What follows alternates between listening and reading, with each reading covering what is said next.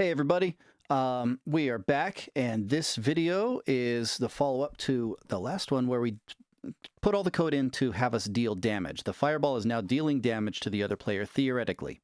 We haven't tested it yet because there's a number of things that are going to trip us up in this one, and I wanted to separate it into a second video so we didn't just have an hour-long video in the last one. So here we go. We had our code over here. The fireball is doing this on trigger enter thing. So when it makes contact with the other player, it accesses the other player's take damage script, and then over here it passes that number over here, which gets saved in the damage delta, and it just removes that much damage from our character. And that damage we of course set to 20. The fireball knows that it's going to do 20 damage to the character. So let's test it. Okay. So I've got player number 1 moving around here. You can see the purple guy moving. That's at the top. So I'm going to have player number 1 shoot at the green fella. Okay, so I just pressed the 2 key. And I did not see a fireball. But I definitely, everybody took damage. Why? Okay, so first of all, I'm seeing when I press the fireball key, I'm seeing just a little bit halo around both characters. So that tells me that what's happening, my best guess is that when we create the fireball is sensing, let's go over here. Here's the fireball in the shoot script. When we press the firing key, then we instantiate the fireball at the transform position of the game object that the shoot script is attached to. So the character has the shoot script, and it's putting it at our exact same transform position. So what's happening is it's creating the fireball inside of the player. That's not good. Okay, so this is easy to fix actually. So rather than fixing it on the shoot script, we need to wait until the fireball is completely formed and pointed in the right direction by rotating it that way, so that before we can move it to the correct place. So the easiest way to do this is actually to go to the fireball script, and then in its start function, we're going to give it, we're going to move it forward before it has a chance to move or collide with anything like that. We're just going to move it out in front of the player. So we're going to use transform .translate again. .translate. And I'm going to give it a vector 3 of 0 side-to-side movement, 0 up and down movement, and I'm going to move 1 unit forward on the z-axis. So let's save that. Pop back over to our game, which is going to think for a second. Okay. Hit play. And let's see. Get off to the side here. Now, when I shoot the fireball, much better. Now both characters are creating a fireball. I'm pressing the 2 key, and we are in fact getting fireballs. Notice both characters are shooting when I press just the firing key for player number 1. So we need to fix that next. But let's, as long as we're out here, I'm going to make sure I get a hit on player number 2 there. That's the purple guy shooting at the green. And notice the life meter of player number 2 is reducing as I make those hits. So that's good. Okay. Let's fix this business where everybody shoots at the same time. So if we looked at our shoot script, both characters have this exact same piece of code on them. And the problem that we're having is that we only have one thing to fire, and that's the alpha 2 key. So when you press the 2 key on the alphabet side of your keyboard, it checks to also see if you have enough mana, and that's it. What we need it to do is also check for one more thing. Are you the correct player for the number 2 key press? So let's add a second, let's add a third item that it has to check true or false with. So input.getKeyDown keycode.alpha2 is the first thing. player stat script dot strength stamina mana is greater than 5 is the second thing. And the third thing is that we want to know if the game object that the shoot script is currently attached to. So game object dot layer equals, two equals is for a comparative equals 9, right? Let's just double check that. So my player 1 layer is in fact layer 9. So that's the correct layer to put that on. Okay, good. So in order to make this work for player 2, I'm just going to grab all that code. I'm going to leave it right in the same script, and still in the update function, I'm going to copy it and say that instead we're doing key code as alpha 0 key. We still want to make sure we have the right amount of mana, more than 5, and our game object.layer should this time be 10. Okay, let's save it and go back to Unity.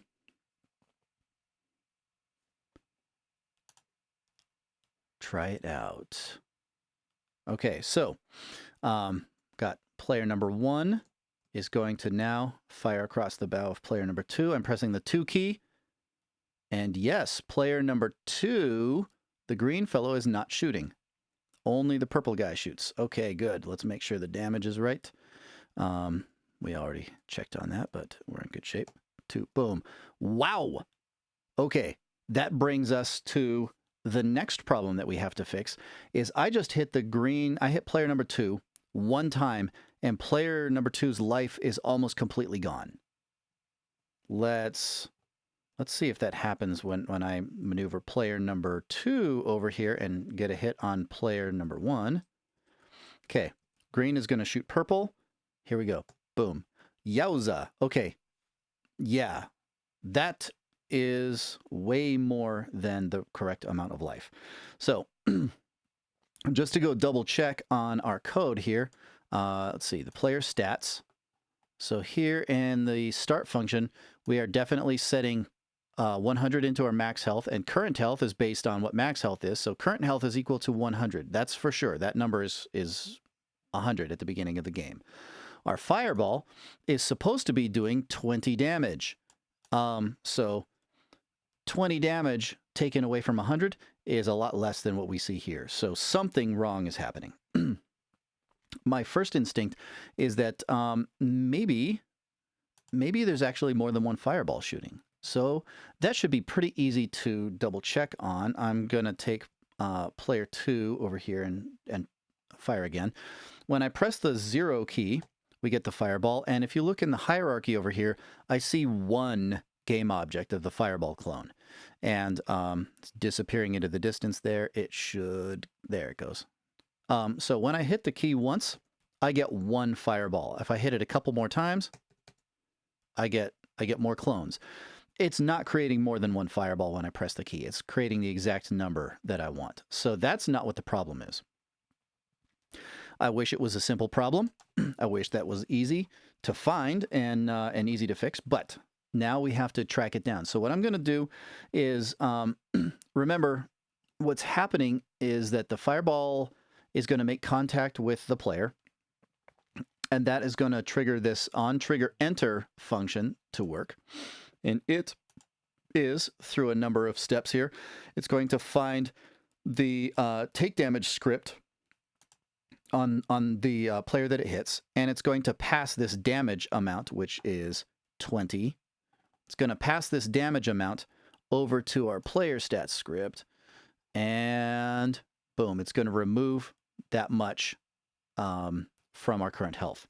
So I'm going to start at the beginning of that and try and figure out what's happening here. So the first thing that I can get to here is that my fireball script is supposed to get this message from the collider that a collision has happened. So let's just put in here, right in very first thing in onTriggerEnter, I'm going to put a debug.log message. .log. And we don't need anything fancy here. I'm just going to say triggered. Okay, so save. So this message triggered will show up in Unity if we Ooh, the player's name is Bob.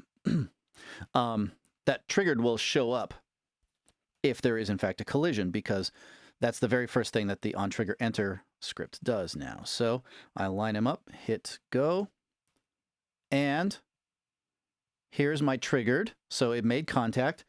Notice that it didn't take as much life as it did before, but it took more than 1/5. That's almost half right there.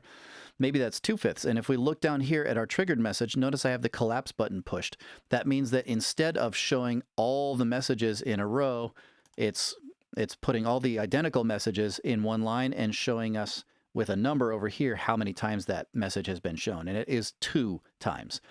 So for some reason, it's triggering more than one time. I'm not sure what's causing that, but I have a little technique I want to show you that might be helpful for troubleshooting. So I'm going to line up my bad guy again here. This time I'm going to fire the fireball, and as soon as I press the key to fire the fireball, I'm going to pause the playing of the game right here. So here I go. Ready? Fireball pause. Now when I pressed the pause button, it took me out of the game mode. So here I am, player 2 sees the fireball going to hit the purple character. The purple character can see the fireball right up in his face about to hit him, but it switched us over to the scene view, and you can see here's my green character has fired the fireball at the purple character. I've got the console pulled up so I can see my messages. And now this button over here next to play and pause is going to allow the game to step forward 1 frame at a time. So now we're going to see what happens when the fireball moves 1 frame forward. Click. It's closer to him. It still hasn't officially made contact. That yellow ball is not actually touching the purple dude because, well, we haven't gotten a collision message yet. Next one, the fireball is gone, and apparently the triggered message has shown 4 times. Okay, so I was thinking that perhaps the fireball was sticking around for more frames and it was allowing the thing to be damaged a bunch of times, but it looks like it's being deleted all in 1 frame. So somehow it's calling our onTriggerEnter function is being triggered a bunch of times, and we do not want that. We want 1 time that the fireball deals damage, not a random number of times. So first of all, we no longer need this debug.log because we've already kind of figured out what's happening here. The way that I'm going to solve this is not necessarily the best way. The best way would be to figure out why Unity is making this thing happen a bunch of times and then stop Unity from doing that. But I'm going to do it sort of a, I'm going to put duct tape over it instead of actually fixing it kind of way. The way that I'm going to do it is I'm going to create a variable. Up here at the top, we have this death counter. I'm going to make one called, I'm going to use an integer variable. Why not? I'm going to call it trigger counter. And I'm going to set that equal to 0. And then in the update function, every frame, I'm going to set this thing to 0 over and over and over. What that allows me to do, trigger counter equals 0. Then down here, everything that's supposed to happen when the trigger function is triggered, I'm going to check to see if my trigger counter is still at 0. And if it's not at 0, then it's going to skip this stuff. If it is at 0, it's going to run this stuff, but it's also going to change my counter from 0 to 1. So it'll say that it's gone 1 time through the trigger. And then the next time it tries to trigger, it's going to check to see if my trigger counter is 0, but it will have been changed to 1 the first time that it ran this code. So here's what that's going to look like. I'm going to add above my, right at the top here in the void onTriggerEnter, if parentheses and a bracket, get rid of the second bracket, and down here, there we go. Push this to the next line. Okay, so I got my if statement and my brackets. So if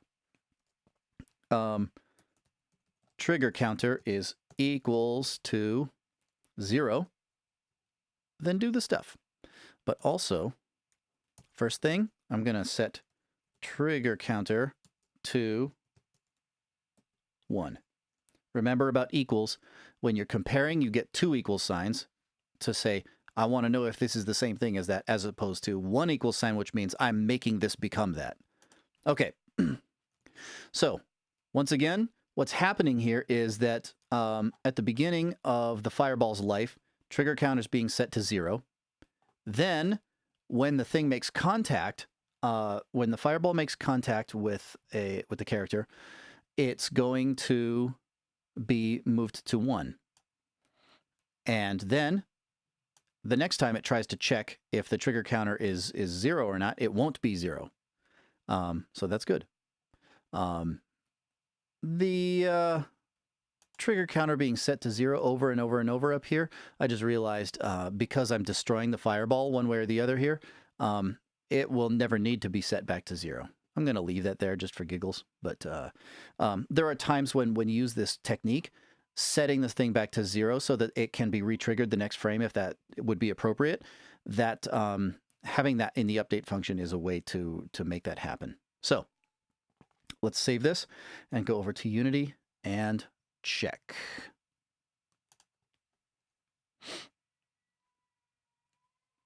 Okay, so I'm going to move off to the side here. Player number 2 is going to fire on player number 1. And we got just the right amount of damage. I'm going to get to a different angle. Still the right amount of damage. This is good. I think we have got everything happening. The only thing that we have to do now is, notice I'm still hitting player number 1. His life has gotten all the way to nothing, but he's not dying. There's one other thing that we need to do in this video, and that is make a death condition so that we can win the game. After that, we've just got some details. Sorry about my thermostat coming on back there. Okay. So, in the player stats script, what I'm going to do is I'm going to go to the update function. We've got all these things in here right now, so I'm just going to add another one. And I'm going to say if, parentheses and brackets, if my current health, check this out, is less than or equal to, I put greater than, less than or equal to 0. So we got a less than or equal to. That's one of the reasons why they put 2 equal signs for equals, is because sometimes you want it to be less than or equal to. Right now, we're just going to say if current health is less than or equal to 0, then let's write a debug message right now, because I don't want this to actually do what we're going to have it do to win the game. But right now, I just want it to acknowledge the fact that somebody has won. So debug.log and we'll say player has died. And that should do it. Let's check and make sure that works. Save and go to Unity. Here we go. Okay, so player number 2 fires on player number 1, 2, 3, 4, 5 hits, and player has died. It acknowledges that we've hit 0, and we're in good shape. All right, guys. In the next video, we're going to learn how to move from level to level. Yes, it's time for that. Okay, here we go. Thanks.